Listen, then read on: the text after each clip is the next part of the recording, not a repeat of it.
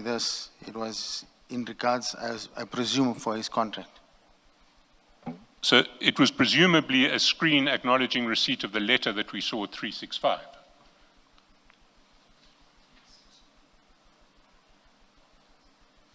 The letter that we just saw, the signed letter addressed to SAPS. Yes, I'm sure it's that. And did you understand it that way at the time? No. No, you didn't. Why didn't you understand it that way? What did you understand it to be? I just understood it in terms of his cancellation. I just looked at it and thought they've canceled his contract now and his contract is canceled. No, but this is a letter from SAPS acknowledging receipt of a letter from somebody else, his attorneys. Yeah, I saw that, but I didn't look at it and think that it's from. I just saw it and I thought it's his termination because it said termination of contract following the award. So he was trying to tell me that his contract is terminated.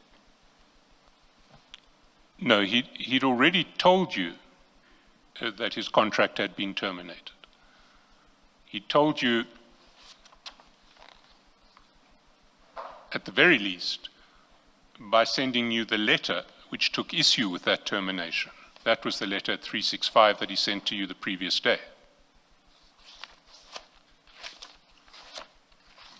If you go to 365, you'll see it's headed, termination of contract following the award of bid. Yes, but he didn't send me this letter. It's just a screenshot. I didn't see the letter.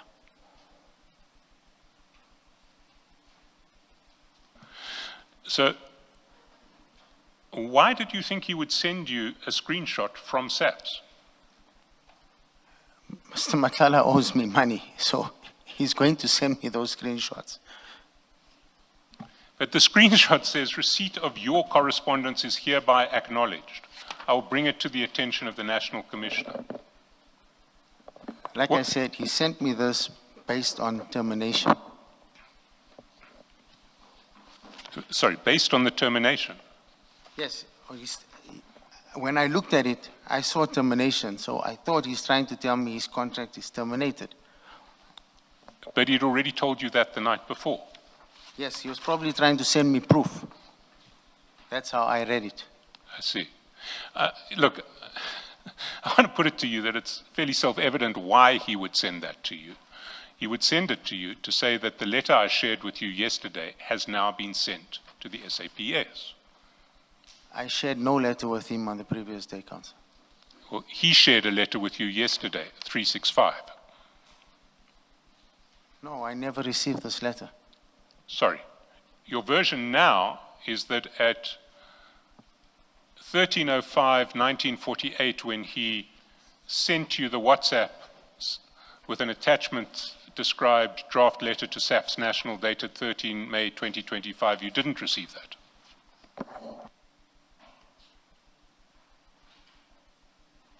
On the top. Yeah, I see it's there, but I don't recall this message. I didn't even open this message. You don't recall that message? It's there, but I didn't even open this message. I see. So you didn't see the draft at 365? No. I see. And you didn't see fit to mention that in your statement when you were dealing with your exchanges with Mr. Matlala? Yes, it's the first time I'm seeing this letter in the file now. I never opened this. I never opened this message. And your attorneys didn't take that up with you, didn't ask you about this this letter that's been in the bundle for over a month now? No. I see.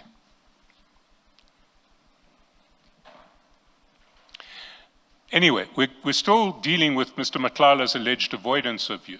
He's now sent you a letter which is signed but hasn't yet been sent to the police.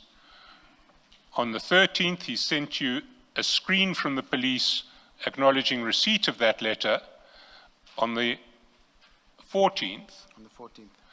And then on the 14th, he started to ask you about legal representation. He said, John Sullivan of Inga Ershman, Sam, Xavier van Niekerk, These are the advocates. Can you ask around if they are strong or not? You remember receiving that? Yes. And what did you understand he was asking for there? He was obviously looking for legal representation For what? for his contract. For his contract, yes.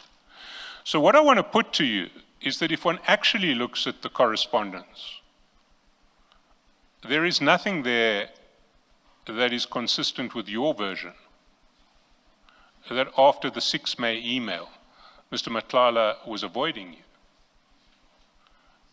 What the correspondence actually looks like is an exchange of texts and messages you would expect from someone who was looking for help from the minister with his contract and believed he was speaking to a person who was connected to the minister. By that time, Counsel, he knew that I had no contacts How do you know that he knew by that stage? because he kept on saying to me he's going to sort out his problems with his legal team. He doesn't need any intervention. I see, but then why was he engaging with you about his legal team? I have been putting pressure on him for my monies. I put a lot of pressure on him for my monies. So he was trying to divert me now and tell me he's going to sue or he's going to challenge the termination of the contract. And that's what he was trying to do. I see. So, on your version,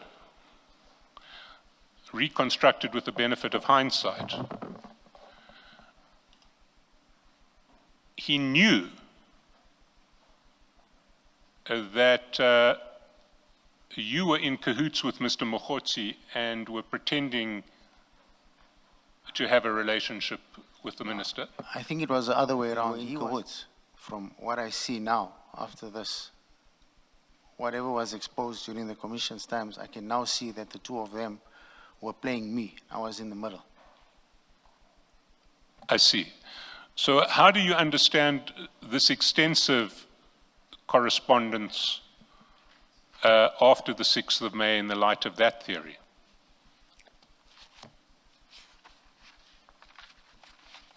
Remember, he owes me money, Counsel, so he needs to communicate with me because, like I said, I was calling him continuously for my payments, finding out because he promised that there were payments in the system. He promised to make more payments, but payments were not coming forth.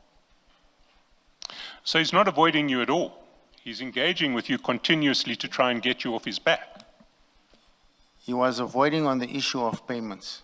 He'd call for other reasons. I'd always say to him, let's get down to sort out a payment plan, which never transpired. So on the issue of my payments, he was evasive. He would never come clear and tell me when he's going to pay me. You see, when I look at paragraph 30.3, that's not what you're saying at all. What you're saying in paragraph 30.3 is that with hindsight, you realize that on the 6th of May, Mr. Matlala understood that you had been misleading him about your access to the minister and then started avoiding you.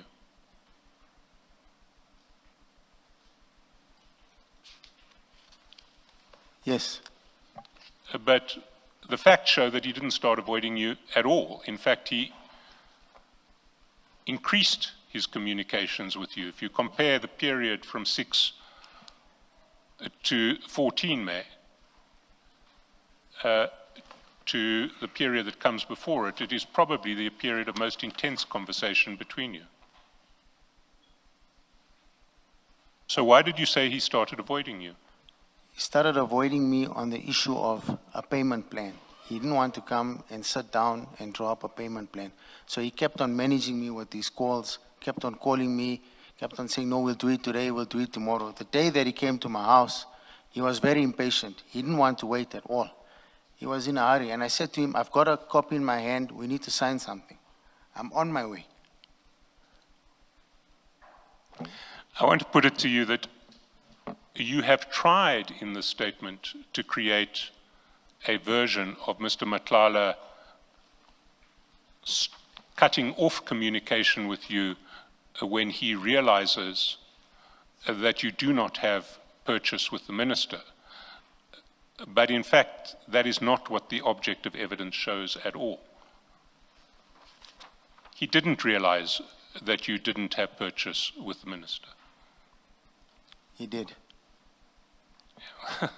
It is not what the evidence shows. And let me take the proposition further. Let us look at paragraph 42 of your statement on page 9.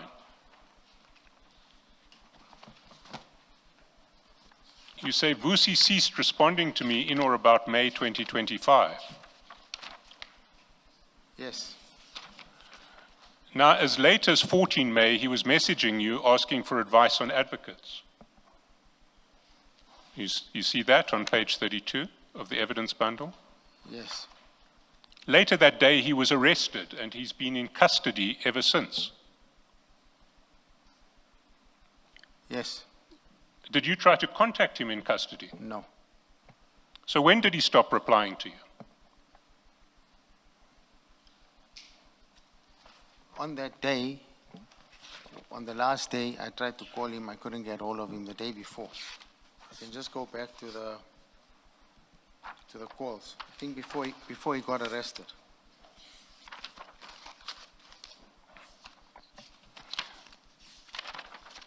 So your last call to him on page 31 is at... Mr. Chaskalson, on the issue of arrest, Mr. Carrim, when did you become aware that Mr. Matlala had become arrested? It was after it was on the news. Immediately thereafter? Yeah. Thank you. So on the 14th of May, at 8:55, you tried to phone him. Yes. That's page 31. Yes. Did you speak to him at 18:55? Do you